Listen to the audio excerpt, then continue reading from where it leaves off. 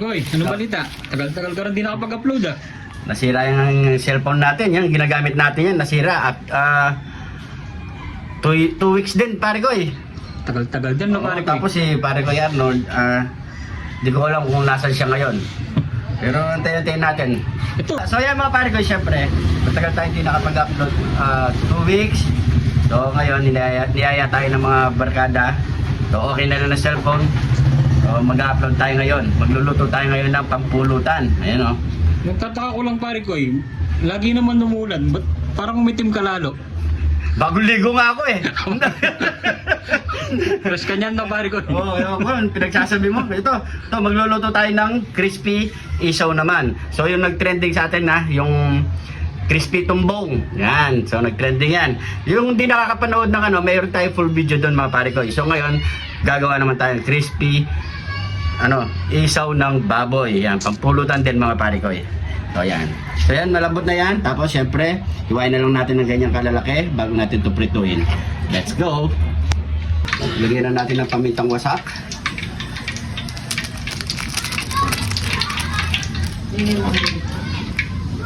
Asin. Yan. So ululi lang na natin yung mga pare ko. Cornstarch. Yun. Bago na dami, pag ilang ito bro. Yan. Binabad ko na sa daon ito nung naglabas.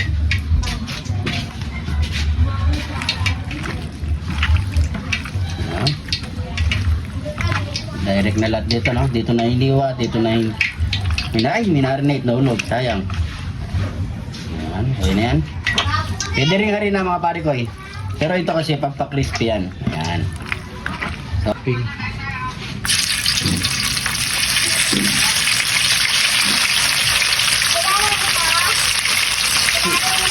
Sino?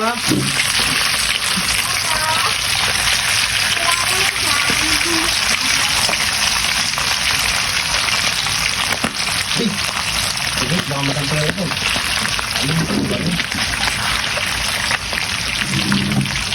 So yan. So hanggang 3 salong tayo dyan.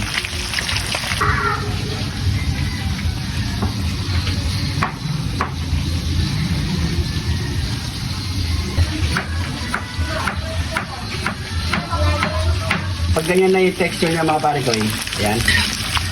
So medyo naprito na siya siyempre set aside muna natin yan, isa-second fry natin yan. So ganyan lang muna yung gawin natin mga pare ko papagita ko na isa-second fry yan.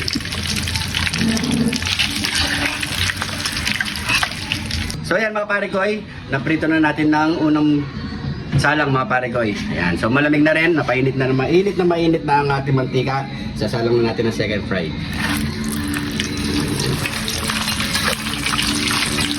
So bigyan na lang natin to ng 3 minutes.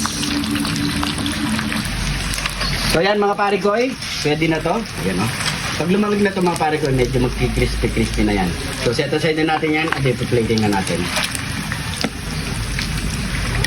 Ito na, naka-plating na ang ating crispy isaw ng baboy. Ayan, meron tayong pipino. So syempre, taste test na tayo. Let's go! Taste test na tayo. Ayan o, so natin dito.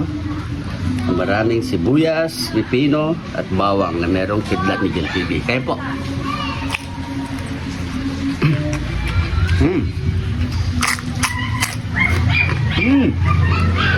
Sabay mo ng pipino.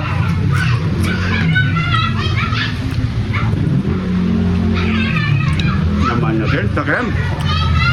The best na pulutan. Medyo maingay yun daw, no?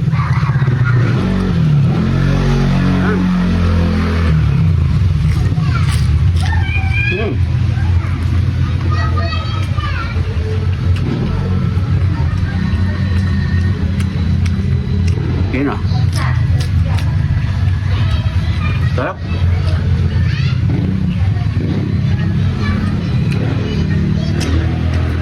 Dahil kayo magluto na kayo mga pare ko lalo na nalamig ang panahon, sarap sa pulutan no? Sarap.